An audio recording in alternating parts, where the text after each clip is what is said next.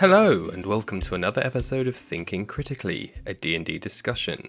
My name is Danilo, a D&D savant, and I like all kinds of games and the crunchy mechanics that make them tick. You can find me on Twitter at Danilo_DND and on Instagram and Facebook at Thinking Critically DND.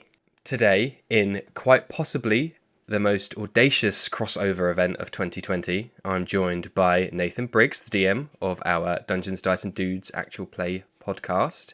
Nathan, can you tell us a little bit about yourself?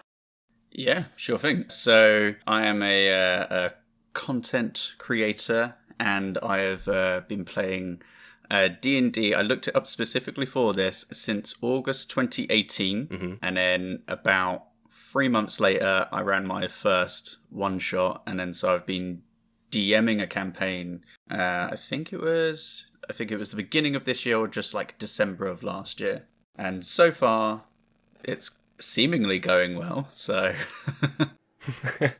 if you're talking about Dungeons, Dice and Dudes, it's going very well. Yeah, it's a fun time most of the time when I'm not killing everybody. I think considering you've had 2 or 3 guests that are dropping in and out, I think that's done rather seamlessly. So, thank you. It's going rather well. Okay, so thank you for that. The topic of today is macro.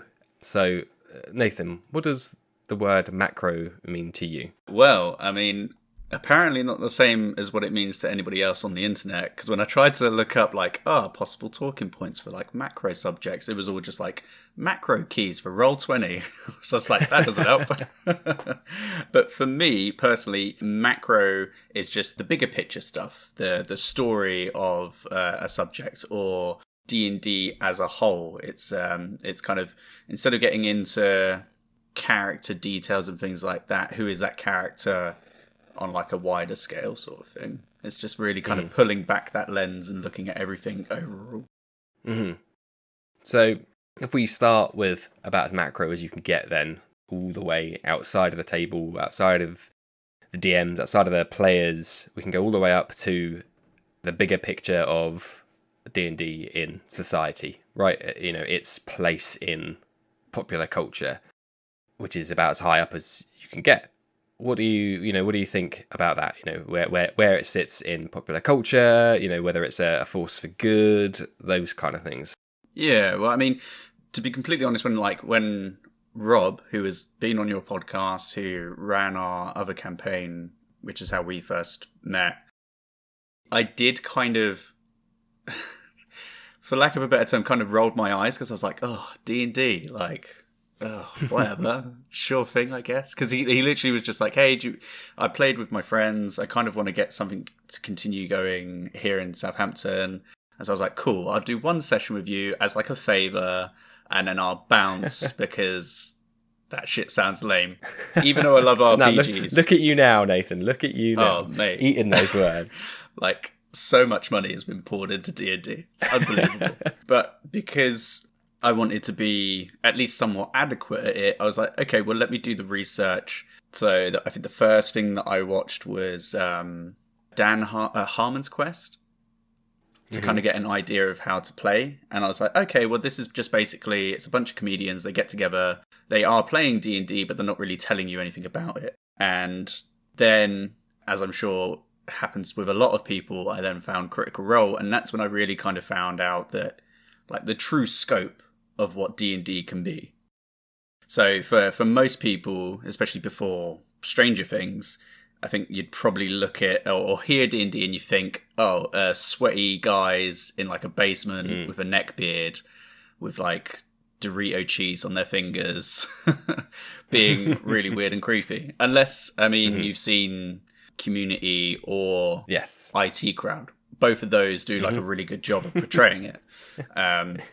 Is that some kind of sex thing? Far from it. It's quite the opposite. But as I say, it wasn't until Critical Role where I was like, oh man, this thing is like amazing. It's a form of storytelling. It's a form of like acting. It's improv class. It's therapy for people. It's like, it's so many things and it's just amazing. Whenever I talk about it, I get super passionate about it because of how much it can encapsulate. Yeah, I think it'll be a good discussion because you are, as you've just said, like quite a huge fan of that particular podcast. I am not quite so much. I've watched maybe 60% of season 1 and I enjoyed it when I had the time to enjoy it. I think I watched the first maybe one episode of campaign 2, and I get what it's trying to do, and I get that it's it's good to keep it simple. However, there are a couple of things. The most simplest of which is it's a time sink, right? I don't really have 3 hours a week to watch somebody else play personally without it even being background noise. There's a podcast, my only podcast I listen to, which is a D&D podcast, and those episodes are usually 1 to 2 hours, and even that I find myself, who's that NPC, and and then I'm already drawn out a little bit. So I think it asks quite a lot of the listeners. I have to say, Critical Role is asking a lot, and you could lay that comparison to say something like Lord of the Rings, which asks you to sit down for 3 hours times by 3 and has all sorts of fluff and lore to it. And people don't get on with Lord of the Rings for the same reason of that. Oh God, I really don't want to watch a 3-hour film. Yeah. And imagine watching a 3-hour film every week for 3 years is. I mean, there's definitely people that do that.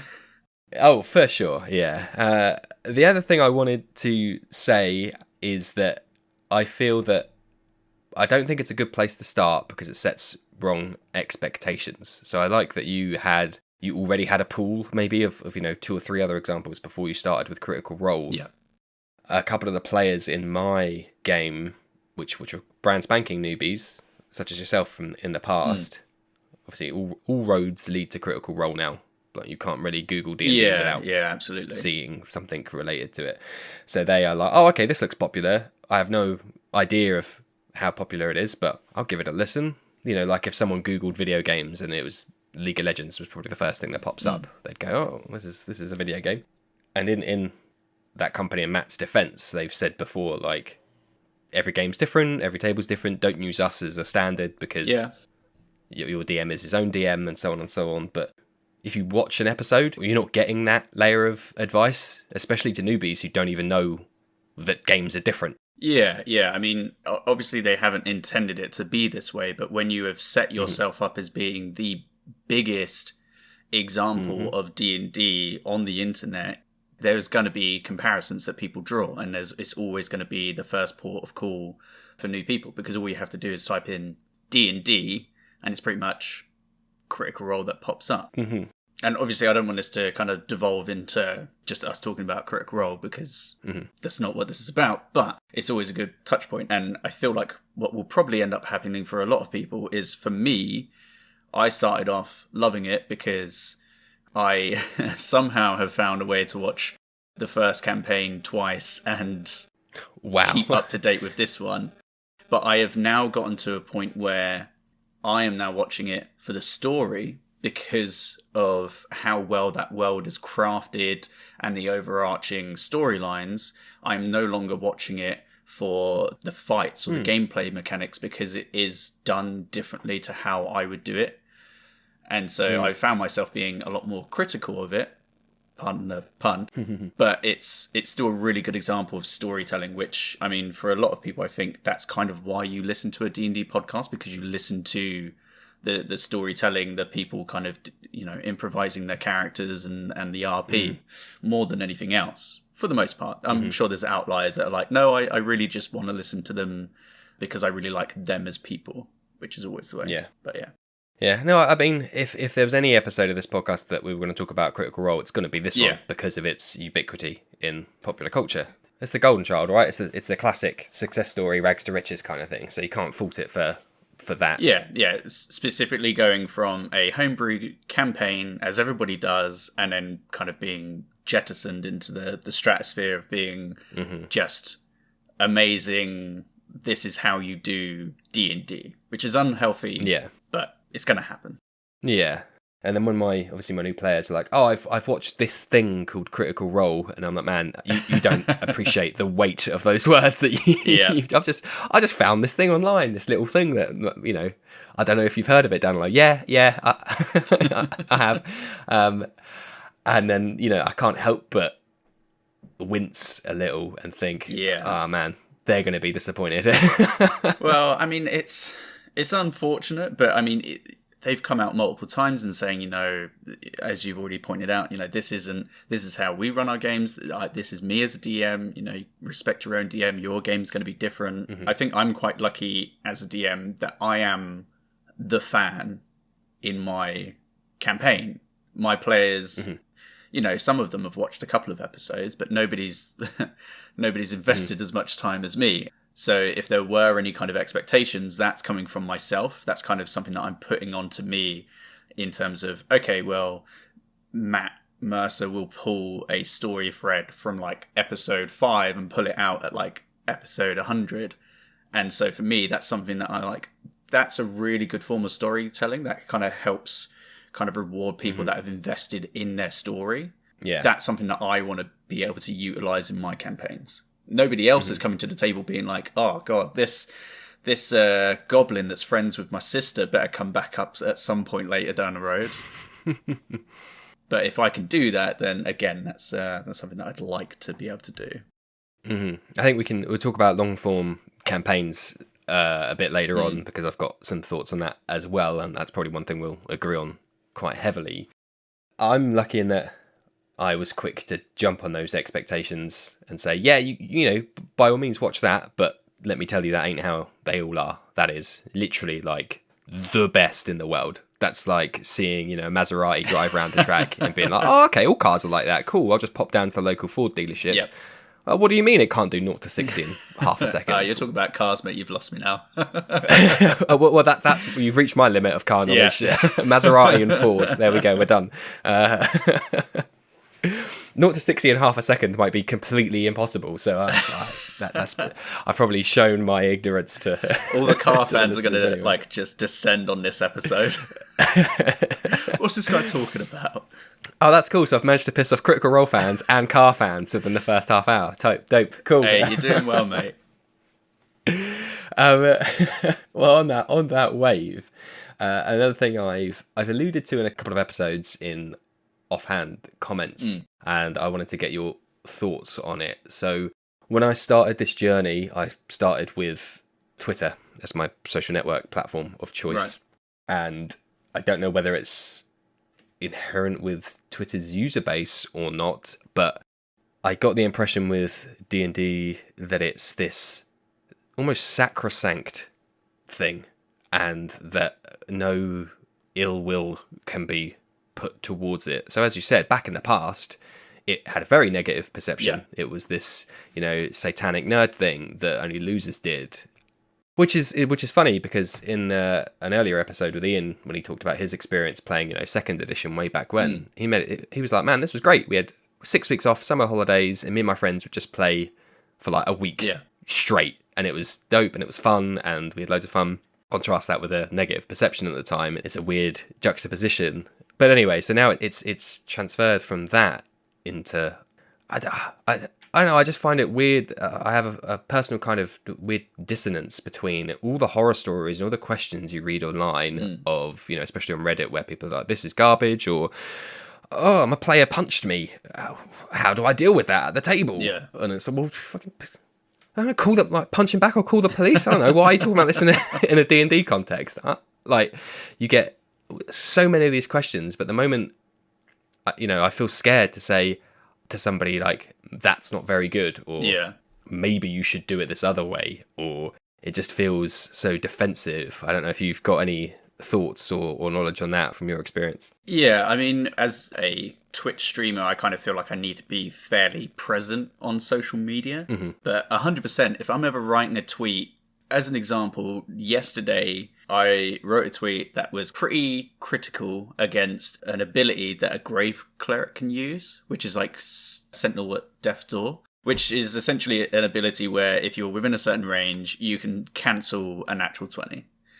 And even whilst writing it, I was like, oh man, I'm probably going to get so much grief for this. And I think it's just because where D&D means so much in so many different ways to so many people, it's very much defended by a lot of people, regardless of the manner in which you are coming to kind of criticizing it, be it a valid point or not.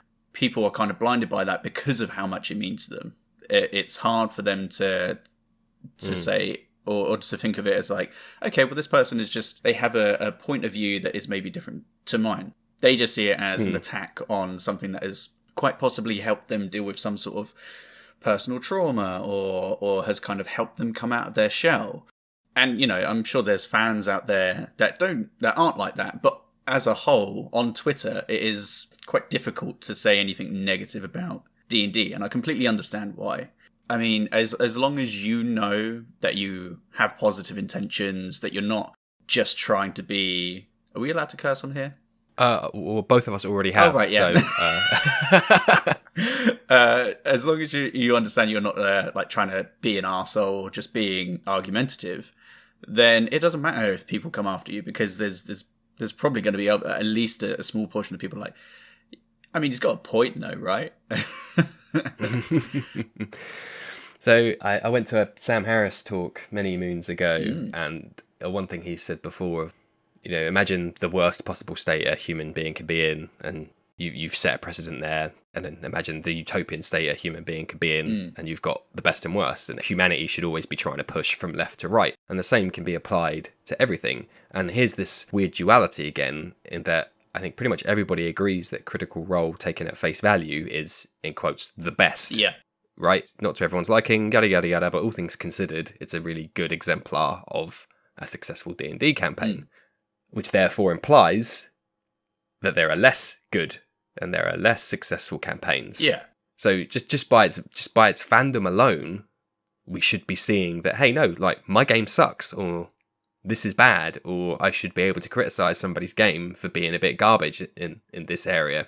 But then the moment you want to have those thoughts, and the moment you want to be contrarian, it feels like everybody's game's their own. You can't talk about their game because you don't know about it. Well, okay. Yeah. All right, but their game isn't Critical Role, so... And it just seems like people can't make the leap there between, oh yeah, I know my game isn't Critical Role, so therefore there's stuff I could do to improve. Yeah, absolutely. I mean, we're talking about D&D, but I think that's the same with a lot of forms of entertainment that have a fandom. Mm-hmm. There's always that staunch loyalty that forces you to be like, no, you can't say anything bad about it. And in terms of Critical Role, like, even Matt Mercer has like come out and said, you know, just because your DM doesn't do, let's say, voices that well, that's not the end of the world. Sure, that's something that maybe he might want to work on in future sessions, but that doesn't necessarily mean that it's shit. Now, if you turn up to a session and your DM's like, I guess, like, you speak to some guy, he might have some stuff, I'm not entirely sure. Like, if he doesn't know anything that he's doing, doesn't know any of the rules or anything like that, then yeah, you can absolutely say, yep, that was a shit session. That's not you being mean, but that's just objectively, there are certain, or at least I believe, there are certain fundamentals that you should be fairly decent at to have like a good session. Now, that's not to say that there aren't people. Again, there's always going to be those outlier situations where some people just literally rock up and just say, hey, fuck it, let's see what happens. But then is that necessarily like a D&D session? Is that a true representation of what D&D means atypically? You know, who knows? Yeah. I think I posted about it on Facebook. I made a tweet myself earlier on in the week that said, you know, there are better games and there are worse games. Let's all agree that any given game might be crap. Yeah. Right? And the example I've given before is when I turned up to one and it was very clearly wish fulfillment for the two joint co-op DMs that would have just been happy to play the pair of them forever. And that was clearly like great for those two people, but pretty garbage for everybody else. Yeah, absolutely. I had a session that I ran a one-shot I think it may have been the second one that I'd ever done. And that was touching on something that you had spoken about on a previous podcast. I think it was like a level 18 or a level 20 one-shot. I think you were a part of it. It was the like Holy Wars of Zanuck or something. Yeah, I think it's the one we talked about with Simon. Yeah, and I'm sure that the people that have played before probably enjoyed it in like, oh man, this is awesome. There's like a big war. It's like, oh, there's holy entities and stuff like that. But there was someone that was playing who had never played before. And I just got tunnel visioned on the majority. And so for him, first time playing D&D, going straight in at like a level 20 character, he probably didn't know what the fuck he was going to do any turn. And there was definitely like, in the moment, I was like, oh, he only ever seems to be attacking. He doesn't really seem to be doing anything else. And it wasn't until afterwards that I was like, oh yeah, that's because that was like the only thing that he really knew that he could do. So for him, that was like a shit session. But to the others, they probably really enjoyed it. And there's always going to be... It's always just going to be a bit of a balance, really. I think we can put a bow in it and basically say that, you know, overall, the perception of D&D is way more positive. And obviously, it's way more pervasive in popular culture. Yeah. What that brings with it is the baggage of criticism, essentially. When there's only a couple of dudes across the country playing it in their basement, no one cares and no one criticises. But then once you open the door, then you get arrogant idiots like me making podcasts about it. Well, I mean, this sort of thing, it's not the first time that this sort of thing happened. It happened with Marvel and DC. For the longest time, that was just people that read comics, that was their area. And then they started making, you know, cinematic universes about it, and all of a sudden everybody has a podcast about the MCU or DC Comics. Yeah, that's a really good parallel, actually. One that hadn't hit me before, but it's probably a very similar curve on the graph of, you know, that exponential curve that probably happened in a very similar time period as well, over basically the past decade. Oh yeah, absolutely. I mean, it's only because someone else pointed it out to me, but like, it was literally, it went from, if you read those sort of things, you were a nerd, and now you've got jocks walking around with Captain America t-shirts on. It's like, it's the same thing that's happening with D&D, less so with the jock element, but yeah.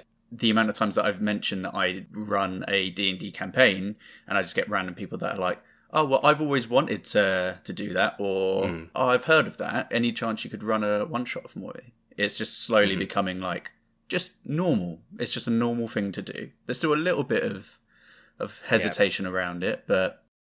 Yeah, there is a little bit there. It's not quite there yet, as three of my closest friends staunchly, close-mindedly won't play, even though I kind of already half set up caricature classes for them just to do this, some goofy, like, this is a taste of what I do, spend all my life doing. Yeah. And also when I told my mum, I was like, hey mum, I'm doing this podcast thing. And she's like, well, firstly, what's a podcast, Danilo? Okay, well, let me build that bridge first. And I said, it's about D&D. And she was like, oh, but who's gonna listen? And then I had to have that discussion and was like, well, hey, actually, it's a lot more popular than you might realise. Thanks for the swift gut punch there. Let me let me bounce back from that.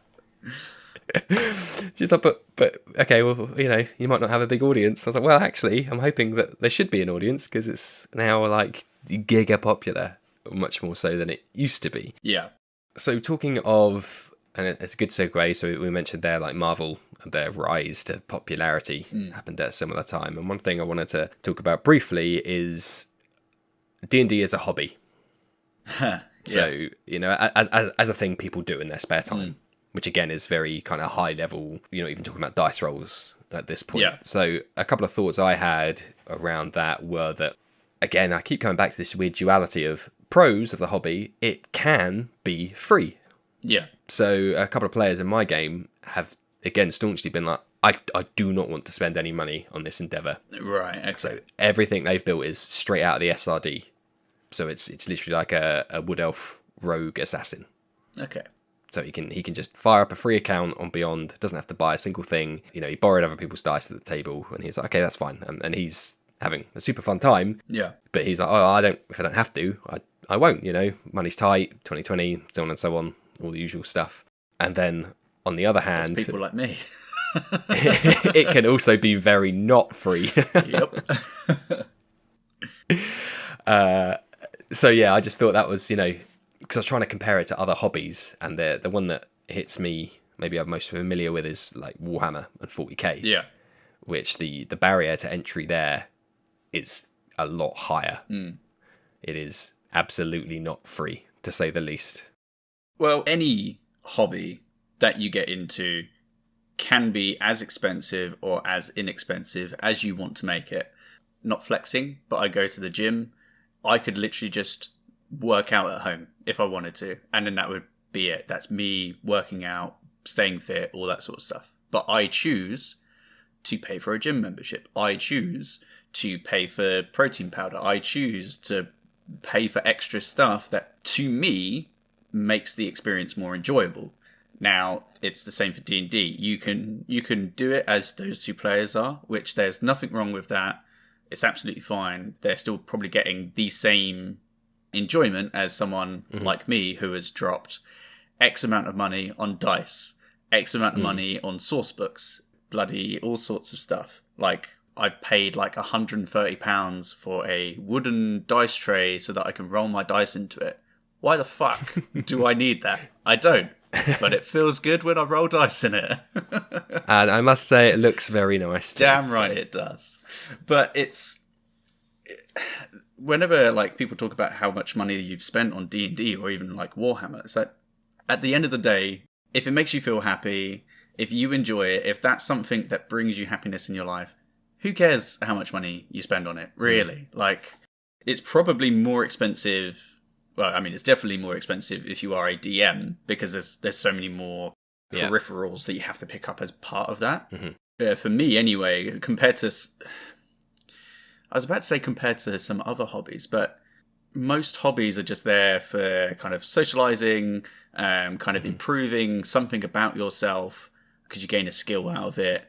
And that's exactly the same with Dungeons and Dragons. Like, it is you meeting up with like a group of friends. You sit there, you laugh, you joke for a few hours. You eat shit food, typically. Not if your body's a temple, of course. Oh, I mean, my body is no longer a temple. If it was, it has been ransacked and defiled.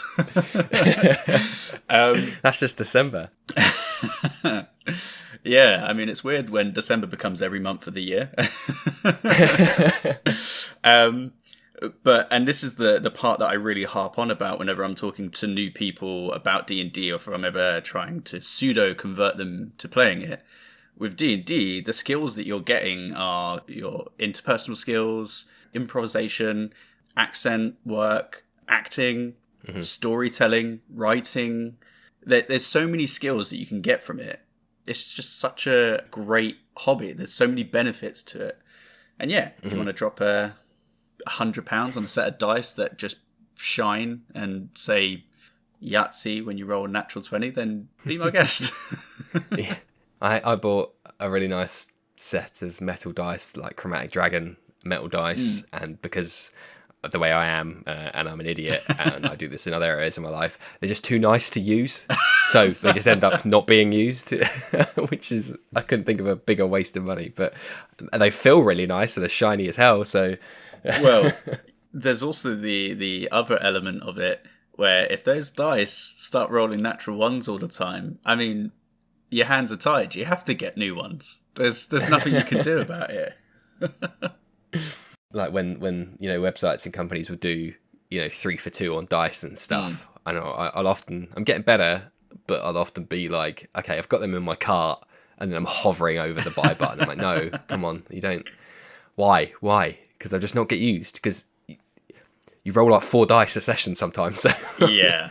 And it's just a D20, so you don't even need all the other stuff. Well, when the world isn't falling apart, I mean, the justification is like, okay, well, I mean, maybe I won't use them, but if I've got players that have forgotten their dice, then I can just lend it to them. Mm-hmm. Sure, that makes sense. So yeah, I used to play 40k when I was a lot younger in my college days, and that was probably my closest kind of like nerd hobby, to use a bit of a crappy analogy, but so it's quite an easy comparison to make for me. But yeah, that was, I don't know, a completely different experience. It might have changed now in the preceding 15 years, but something must be different, right? Because although Warhammer is a lot more popular, it's not quite at, say, Critical Role popular, shall we say. Yeah.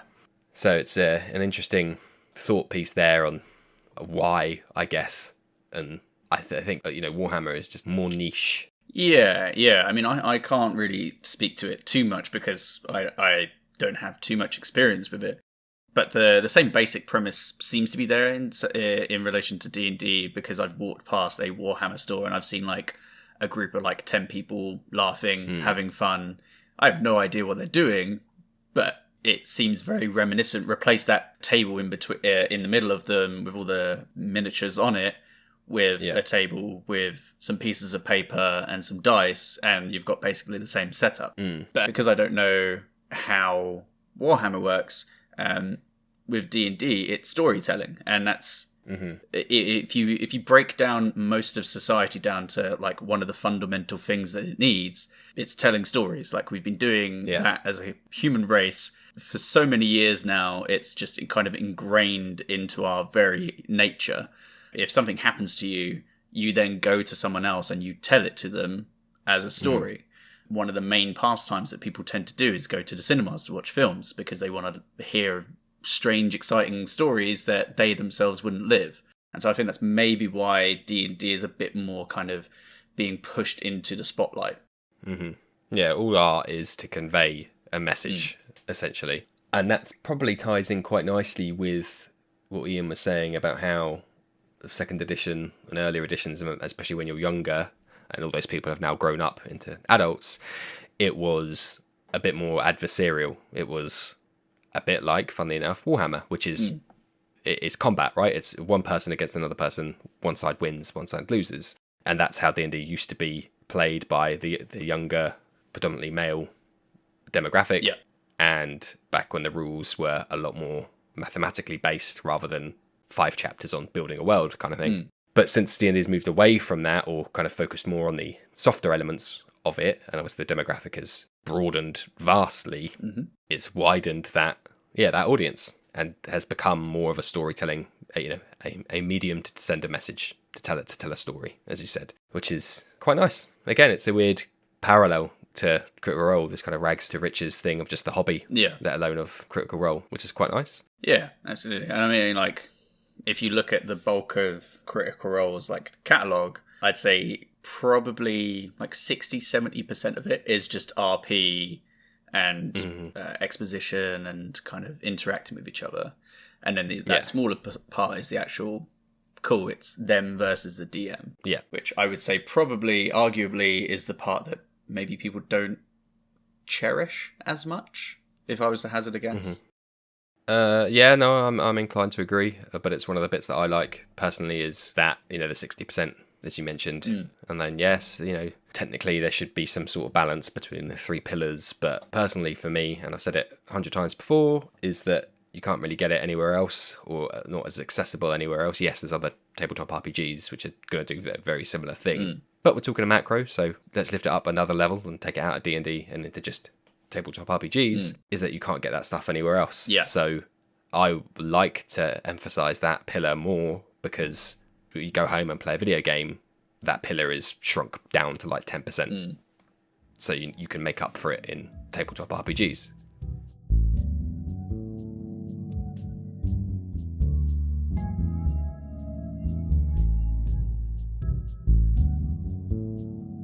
So the first half, we've kind of talked about it meta in a way. We've talked about it as a hobby, as a thing people can do, and as a thing people enjoy. Let's step to the side and let's bring it back to the game of specifically D&D 5e and the macro of running a game. Yeah.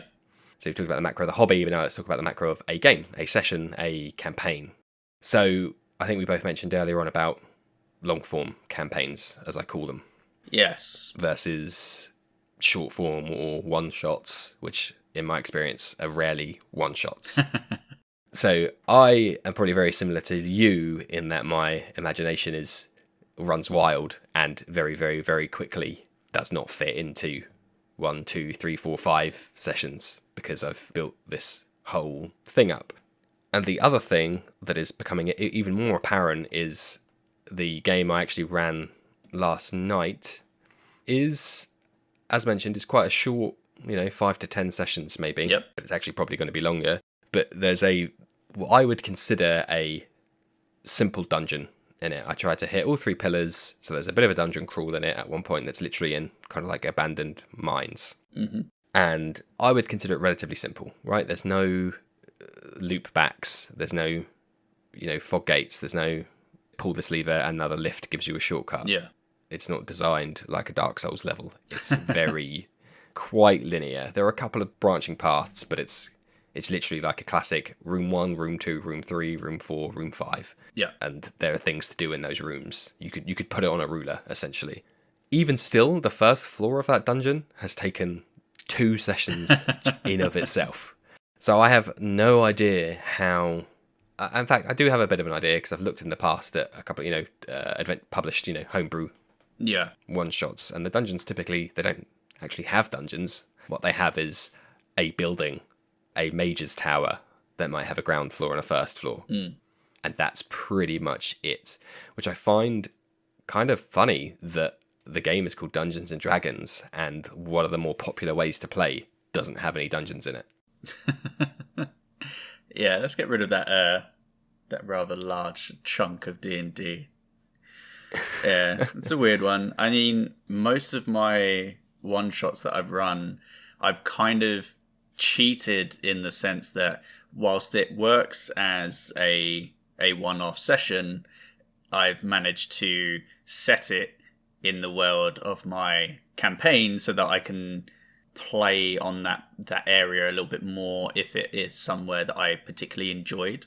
But similar to what you were just talking about, the only one shot that I can think of that was truly just a one shot was something that I did. I think I had an hour's prep time, and it was just 2 people, part of like a invading force. A patrol had gone out to an area, but it had gone quiet and they didn't hear anything from them. And so they had to go and investigate it. And so they literally just investigated a small clearing with a few tents, one kind of fairly dilapidated building, and then that was pretty much it. And they went in, they found that everybody had been killed, they killed what was there, and then they had to make their way back, and that was it. And that literally took like 4 hours. Mm-hmm. But for me, running it, whilst it was fun because there was like a horror element to it and there was atmosphere, it felt kind of, I guess, hollow. Mm. Whereas like going into a dungeon, there's so much fun that can be had with that. I feel like that's one of the, well, I mean, it's like half the reason that you play Dungeons and Dragons. Mm-hmm. So yeah, I struggle with one-shots. Yeah, so that's probably why we've both gravitated towards long-form campaigns, which ties in beautifully with what you were saying earlier on about let me bring in that goblin from 50 sessions ago. I maintain a list of, I call it the credits, of the NPCs that the characters have met, because A, I know they're crap at taking notes, and B, there's an awful lot of them, so they're likely to forget them. So when they come back and they go, down below, who the hell is this? I can go, well, actually, you met this person in session 34. Yeah. My thought process there of, this first floor of that dungeon taking, well, actually, it'll probably take about 3 sessions in total, what amounts to 3 rooms. So it's a session a room is the velocity, is the same for the long form campaigns. And we are currently at 49 sessions, and the players have done, or are about to, nearing the end of kind of chapter 3, right, out of potentially 7. Damn. Yeah. So my original estimation was, I think the first campaign of Critical Role was like 100. Oh no, how many episodes in the first? Well, so the first campaign is 115 episodes, but they started when they were like level 12, level 11. Oh wow, okay.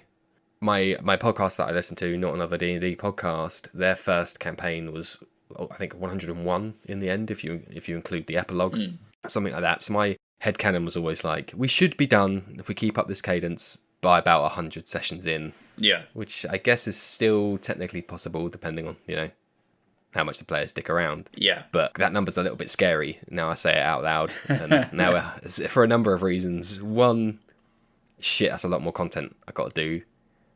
B, am I going to meet that deadline, basically? Or am I going to have to, is my budget used up and I'm going to hit 100 sessions and be like, oh, sorry, boss, I need I need another 50 sessions to to really see this through. Yeah. So a learning experience for me is trying to gauge player interest, and we're all at a place in our life, luckily, where things are relatively stable, which might be surprising given given this everything. year.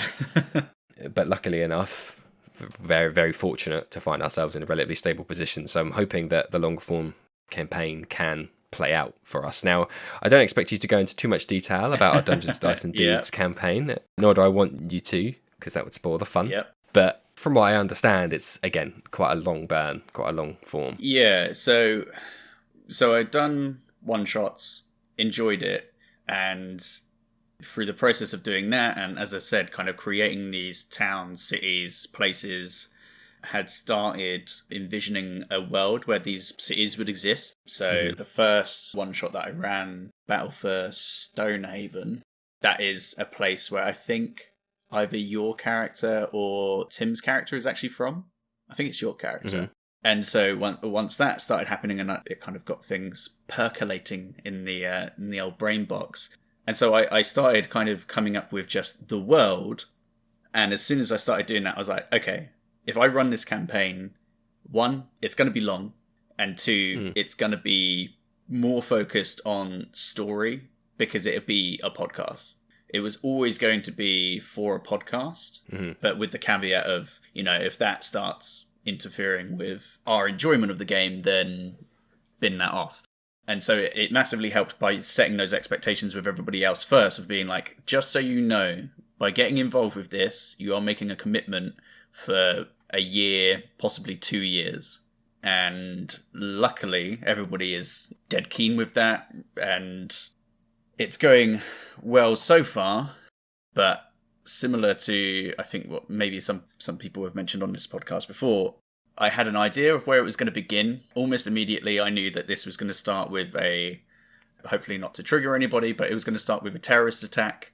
And that was going to spark a potential Cold War. And then I knew where it was going to end. And then so far, all I've been doing is just kind of putting down little lines to connect everything. If you ever look at my notes for the campaign, I mean, 1, you'll probably break down and cry because they don't make sense. But in my head, I'm like, cool, I know where everything is going, but it's just trying to figure out like ways to connect everything. That's what I'm not struggling with, but certainly that's what the bulk of my planning is, I would say. It's tough to do it in a way that makes sense in universe. Yeah.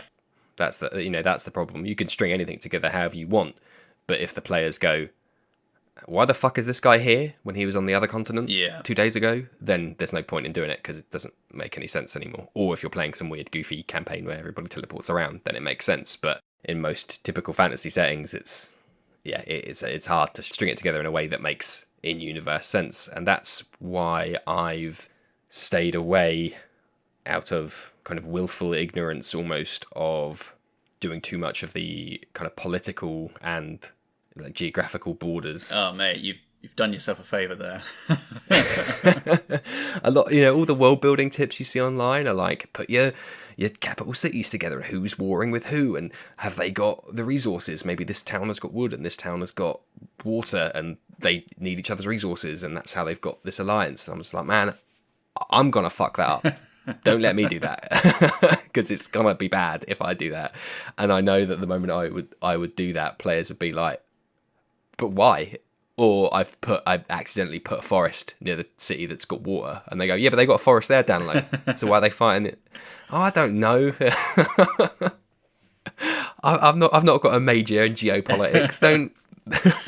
Yeah, it's that sort of thing is certainly difficult. I like to think that I've kind of distilled the conflict between the 2 major cities that we've kind of been in, which is Luxem and Terrasol, to the base component enough that it's fairly easy for players to just be like, cool, they're the questionable bad guys and they're the seemingly good guys, which makes it a lot easier. If it's just like 2 opposing ideologies, most people can just instantly get on board with that. Yeah. And because of your surrounding environment informing your creative decisions, it was basically designed to be cool. Luxem is like the right wing, and Terrasol is like the left wing, and that's basically it. But now I've got to deal with somehow orchestrating a war that you lot are now kind of going away from, which I suppose makes things easier. Oh man, that makes us sound like right balance. Like we've lit the match, thrown it into the haystack, and then just gone, yeah, peace, see you later, guys. Which I know is what we've actually done. You literally but when you put did it like that. Oh, now I feel bad. Nah. It's but even though it's going to be difficult, the fun part of it is, for me anyway, as like a storyteller and a DM, is how does this now affect the world that you guys are still traveling through? Like, although you're not directly interacting with it, there's going to be ramifications. It's going to affect the world and the cities that you go to. So it's going to be fun, but it's difficult. And props to anybody that has like politics and that sort of stuff at the core of their campaigns. I agree completely. Like anyone who can do it in a way that is enjoyable and makes sense and has political intrigue, which is more than just there's spies, watch out. Yeah. I mean, at that point, you are essentially becoming a writer for a show. You know, you're writing House of Cards or something like that. Yeah, which I could definitely not be anywhere near other than these guys are blue, these guys are green, and blue people hate green people, and green people hate the blue coloured people, and there's sometimes spies. Go players. But again, it depends on the players, right? Some people want that, and some people don't. So it would be a wasted effort, maybe, to do that for my players. And so in that respect, I guess I'm lucky. Well, they're lucky that I can't be bothered to do it either. Yeah, so at the moment there's a lot of, they're almost like bubbles of chapters. Each chapter exists a little bit in its own bubble. There are wider like implications, like you said. So, you know, they will meet people on the other continents. There will be, oh, did you hear about that attack over there?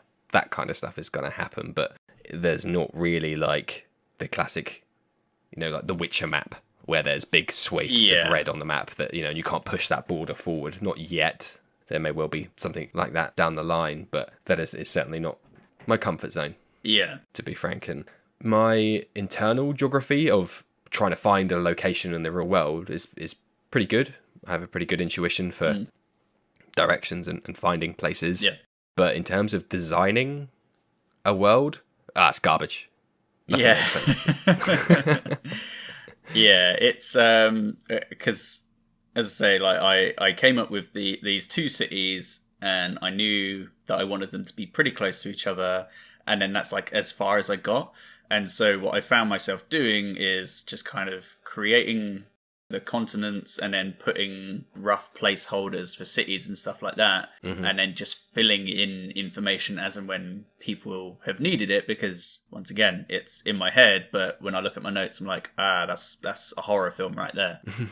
But yeah, in terms of like distance, I have a big issue with. Yeah, because I don't know how far things should be from each other. Yep. And then and environments as well. Like if I think you guys have got like an area coming up that is like a coastal town / city, but in my head it was swamp-like, and then I had to do a load of research on like, are swamps even able to be near coastlines? Are they only inland? Are there rivers that connect to them? And I'm like, Jesus, God damn, I just wanted it to be a swampy city that's a bit spooky. Yeah, I know that feeling only too well. And you know, well, probably it would be me in your example. I'd be like, why is there a swamp here? You know, there's always going to be a player that's like, well, hang on. Yeah. Or the worst thing is they go, well, hang on, why is there a swamp here? Oh, there's some naughty magic somewhere that's twisting and tainting the land. And then the DM's there like, nah, man, I just wanted a swamp. Yeah. I mean, I'm quite lucky that like George, Tim and Sai comparatively are all pretty new to D&D, and so they don't question a lot of decisions that I make. But I think for the most part, as long as it is an engaging area, there's atmosphere, you fill it with a decent amount of detail, people can overlook the gaps in knowledge of like, a swamp being where there shouldn't be a swamp. Yeah. Although I have looked it up and it does make sense. Okay, good. You can sleep easy now, and so can I. Yeah, I can rest. I do relish. I mean this in the nicest possible way, but basically turning my brain off from that thought process when I'm a player, so I don't, I use playing as an excuse to be like, thank goodness I don't have to think about this kind of stuff anymore. So I relish not having those critical thoughts, and I use it as a time to not look too closely at that kind of stuff, because you're going to find cracks and the stitching that the DMs had to put in there to stitch it all together, and then it is no fun for anybody. So I use that as a time to go, okay, do you know what?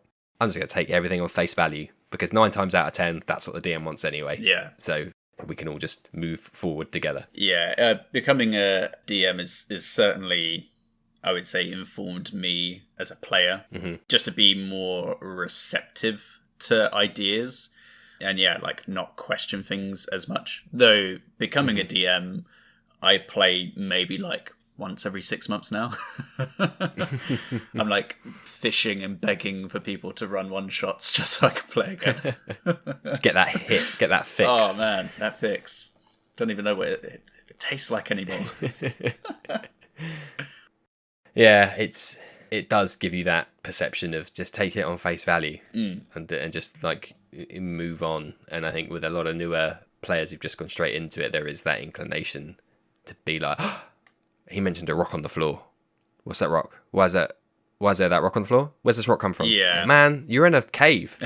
There's gonna be rocks. I mean, I've definitely shot myself in the foot a little bit in this area somewhat, just purely because I have started introducing things earlier on, and then there's like a payoff later on, and in particular time as well. Our particular campaign, the players have died a few times, and that's possibly in part to do with me having run a one-shot before, and one of the earlier quests, there was like a pseudo ticking clock where if they had taken multiple rests, the child that they were trying to save would die. If they hadn't, sure, they might have been a little less prepared, but the child would have been alive. But because of that, it's now set this like weird paranoia inside of them. And so now it's just like, nah, just got to keep going, mate. Nah, just keep, push in. Doesn't, what, big dark cave? Nah, it doesn't matter. It's fine. I think it's better to be that way than wanting to take a rest every 2 seconds. That is true. That is true. But yeah, it's kind of shot myself in the foot a little bit, but it also means that for them as players, they are much more engaged because they're like trying to understand the world. They're trying to see if there's any details that they've missed, which for me is a lot of fun, because either A, they're going to find something that I have hidden or placed there, or B, I'm just like, I mean, no, that's not it at all, but sure, you keep thinking that. Yeah, exactly. Yeah, I need to probably drop in a few more little nuggets myself of more obvious threads, because that's I wanted to say it earlier, like it's something I struggle with. Is it's so easy as the DM to be like, no, you idiots, this is a guy you met, and I have that memory crystal clear in my head of that whole interaction, who was there, the words they said, and I think to myself, why the hell have I remembered that? And it's so easy for players not to. Yeah. And that's still something I struggle with, even just beginning to comprehend, like such a huge difference in what players and DMs find important. And I, as a player in your game, I'm just as susceptible to that. And it's just something I find so interesting and weird, that the perception is just so vastly different despite playing the same game and sitting at the same table. I have this crystal clear, yes, you spoke to that person for 3 hours and they told you their whole life story, and the player's just like, who? Sorry, who? Yeah, I mean, I obviously not to throw accusations, but is that something on the DM's part of not making that character memorable enough? Is that something on the player's part of not being engaged enough? Who's to say? With you, I'm not throwing shade, probably your players. But again, in our campaign, I'm quite lucky that we don't really have that because quite recently there was a reveal of a gnome cleric who had, I think they met back in session 2, and we're on session like 26, 27 now. And when they first met them, the kid that had died was her son, and she was very distraught, and they did some botched rolls, and she kind of like locked herself away. And before they left this town, they decided to go there and just quickly visit. And Ulrich, for whatever reason, was convinced that she was like doing some like bad juju, was like trying to bring her son back or something like that. But he had no proof, and everybody else was just like, "You're being an arsehole right now. Like, just leave her alone. Let her grieve." Yeah. And now, 25 sessions later, or 26 sessions later, and almost like 9 months later, they have now gone back to that same town, have found her house, and gone in there and found like a hidden door where there was elements of necromancy. And the satisfaction of seeing Tim/Ulrich being like so vindicated in his beliefs and having that kind of payoff, and him remembering that interaction, it's quite a drug. It's quite addicting to be able to deliver that to someone that has shown participation and engagement. Yeah, it's probably 6 of one and half a dozen of the other for me. But I'm a big proponent of talking about memorable characters. A lot of people are normal and mundane, and yes, some of the more major NPCs might be flamboyant, or they might hold positions of power, but that's not always memorable, right? Yeah. Someone being an aloof bellend isn't. There's another person in the way of the character's adventure. Yeah. Sometimes, rather than anything too exotic. Is there anything you wanted to specifically talk about regarding macro?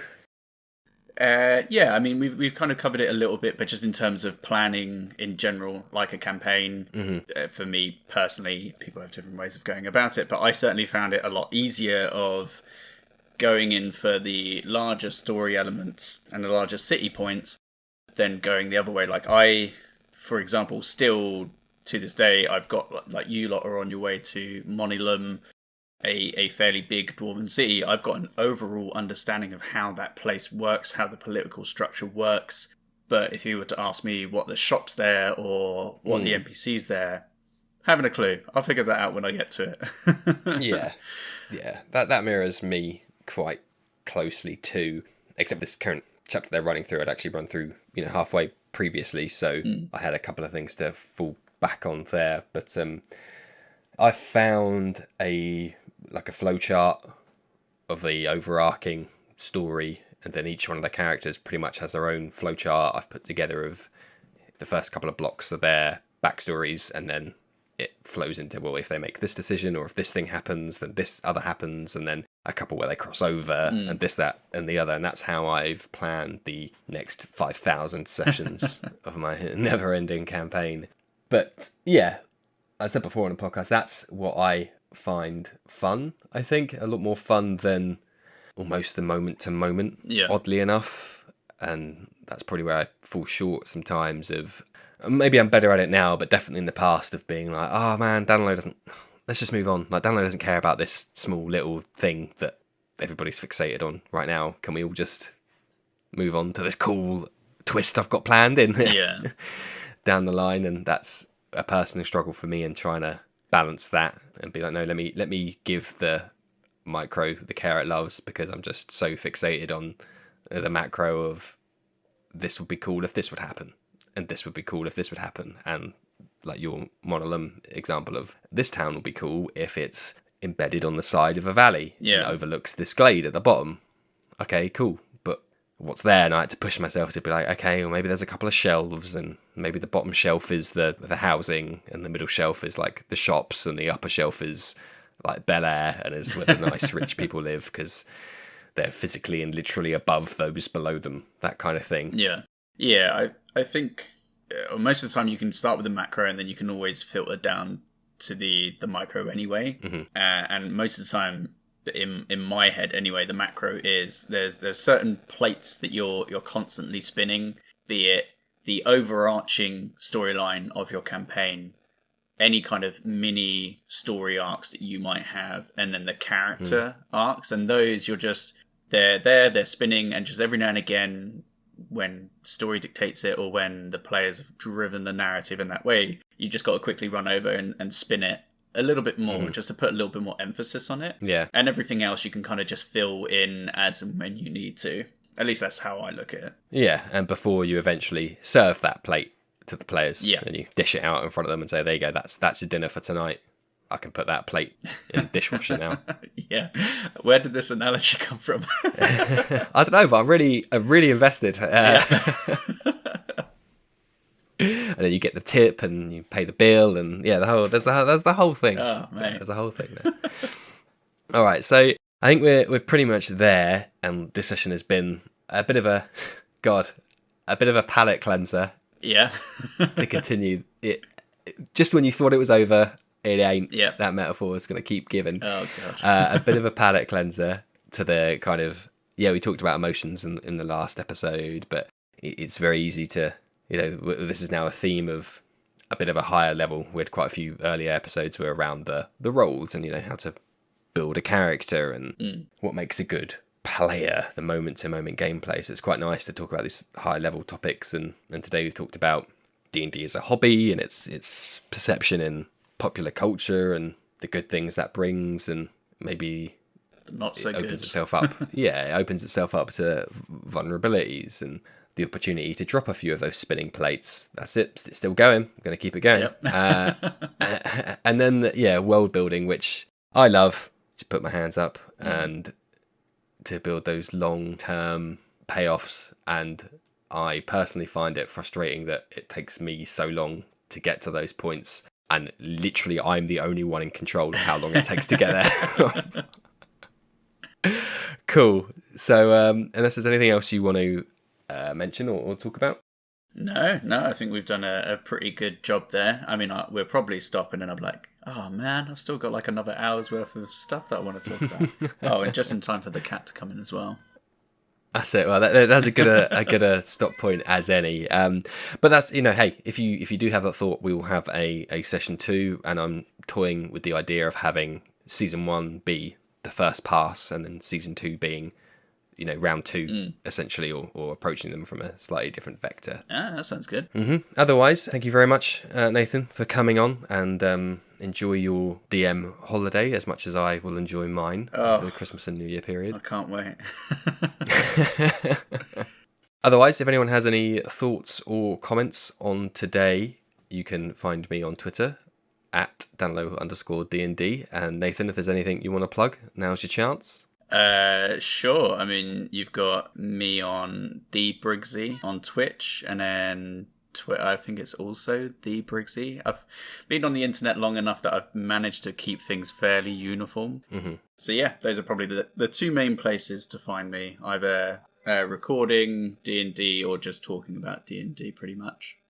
Yep, and you can find us both in our, as mentioned at the start, Dungeons, Dice and Dudes, which unfortunately or fortunately will continue to be streamed, I think, in the new year. So I think drastically changes. Yeah, more than likely. Filled with enthusiasm there, Nathan. Hey, it's trying a DM and then also running a stream. It's tearing my brain in half. I imagine it is a huge pain in the backside, and I count my lucky stars every time I start, and all I've got to do is put a playlist in Spotify, and then I'm done. Oh god, sounds like heaven. But yes, do check us both out in our DM and player capacities and Dungeons, Dice and Dudes. And thank you all for listening, and good night. Bye.